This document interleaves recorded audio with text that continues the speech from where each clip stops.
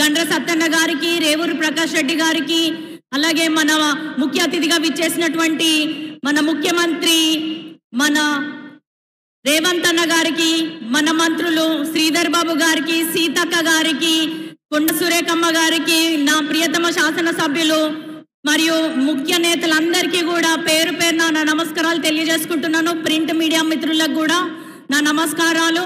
మీ అందరికీ తెలుసు, కాంగ్రెస్ పార్టీలోనే అన్ని విధాలుగా అన్ని వర్గాలకు న్యాయం చేకూరుతుంది.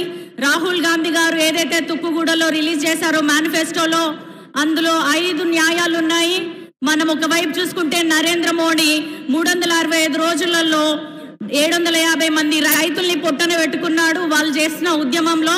కానీ మన కాంగ్రెస్ పార్టీ ఏం చేస్తుందంటే రైతు రుణమాఫీ చేస్తుంది, రైతు పంట నష్ట బీమా అందిస్తుంది, అలాగే రైతులకి కనీస మద్దతు ధర కూడా ఇవ్వడానికి ఒక కమిటీని వేస్తుంది. అదే మహిళల విషయానికి వస్తే నరేంద్ర మోడీ మణిపూర్ రోడ్ల మీద వాళ్ళని వివస్త్రం చేసి తిప్పుతున్నా కూడా సపోర్ట్ చేయడు. అట్లనే మహిళల మీద మానభంగాలు ఆకృత్యాలు జరుగుతున్నా ఏం మాట్లాడాడు. కానీ ఇటువైపు చూసుకుంటే మహిళా న్యాయం అన్న పేరిట రాహుల్ గాంధీ గారు ప్రతి పేద మహిళకి ₹1,00,000 వార్షిక ఆదాయం ఇచ్చే విధంగా ఒక ప్రణాళిక రూపొందించడం జరిగింది. అదే విధంగా అంగన్వాడీ ఆశా వర్కర్లకి అందరికీ కూడా అధిక జీతంతో పాటు అధికార మైత్రి అనేది కూడా మహిళా న్యాయంలో చేర్చడం జరిగింది. అదే విధంగా మనం యువకులకు చూసుకుంటే నరేంద్ర మోడీ ఏ విధంగానైతే సంవత్సరానికి 1 కోటి ఉద్యోగాలు ఇస్తా అని మోసం చేసిండో, ఇక్కడ మన రాహుల్ గాంధీ గారి మేనిఫెస్టోలో సంవత్సరానికి 30 లక్షల ఉద్యోగాలు ఇచ్చే విధంగా జాబ్ క్యాలెండర్ ప్రకారం రూపొందించడం జరిగింది. అదే విధంగా 5,000 కోట్లతోటి కూడా యువతకి స్టార్టప్ కంపెనీలు పెట్టుకునే విధంగా మనము ఒక మేనిఫెస్టోలో చేర్చడం జరిగింది.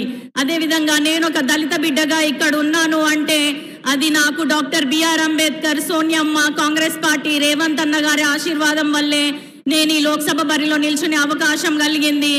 అందుకే కానీ ఇటువైపు చూసుకుంటే నరేంద్ర మోడీ ఉన్న రిజర్వేషన్లు ఎత్తేస్తా అంటున్నాడు, డాక్టర్ బిఆర్ అంబేద్కర్ ని తొలగిస్తా అంటున్నాడు, పేద విద్యార్థులు ఇంకా చదువుకోవద్దు, ఉద్యోగాలు సంపాదించొద్దు అన్న విధంగా ఆయన మాట్లాడుతున్నాడు.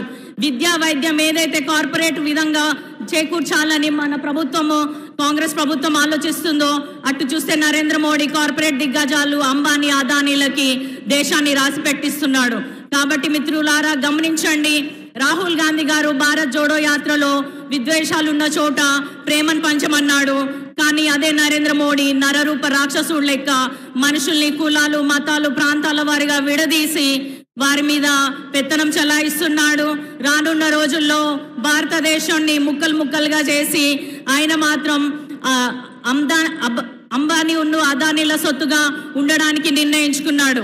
నేను ఎంపీ అభ్యర్థిగా మీ ముందుకు వస్తున్నాను కాబట్టి హైదరాబాద్, వరంగల్, భూపాలపల్లి నేషనల్ హైవేలో ఇండస్ట్రియల్ కారిడార్ ఏర్పాటు చేసుకొని అక్కడ సబ్సిడీల పేరిట రాయితీలు ఇచ్చి ఇండస్ట్రీస్ని ఏర్పాటు చేసుకునే దిశగా మనం కృషి చేస్తాము. అదే విధంగా భూపాలపల్లిలో మనకి తలాపున గోదావరి ఉంది, నీటి వనరులు ఉన్నాయి, అలాగే బొగ్గు గనులు ఉన్నాయి. కాబట్టి నేను మన ప్రియతమ నేత రేవంత్ అన్న గారిని ఒకటి ఏం వేడుకుంటున్నా అంటే మన భూపాలపల్లి పరకాలనని పెద్ద పారిశ్రామిక కేంద్రంగా తయారు చేయాలని విజ్ఞప్తి చేస్తూ మీ అందరి దగ్గర సెలవు తీసుకుంటున్నాను.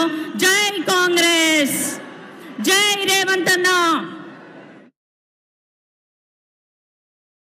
గౌరవనీయులు